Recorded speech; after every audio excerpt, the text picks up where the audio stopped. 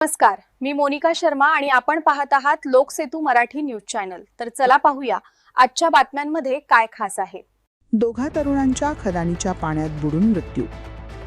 शहादा डोंगरगाव गावानजीक असलेल्या खदानीच्या तलावात बुडून 2 तरुणांचा मृत्यू झाल्याची घटना गुरुवारी उघडकीस आली।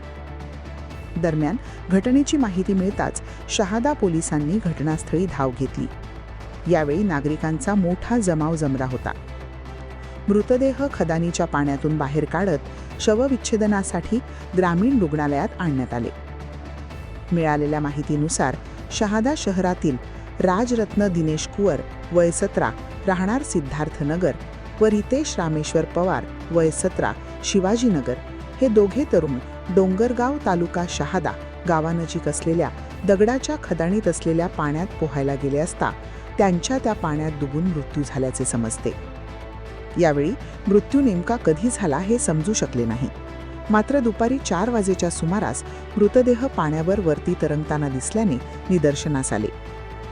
घटनेची माहिती मिळताच शहादा पोलीस ठाण्याचे पोलीस निरीक्षक हेमंत कुमार पाटील फौज फाट्यासह घटनास्थळी दाखल झाले।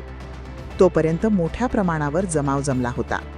यावेळी मृतदेह पाण्याबाहेर काढून शवविच्छेदनासाठी शहादा ग्रामीण रुग्णालयात आणण्यात आला।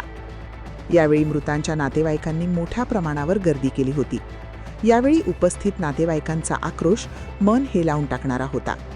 दरम्यान रात्री उशिरापर्यंत शहादा पोलीस ठाण्यात गुन्हा दाखल करण्याचे काम सुरू होते।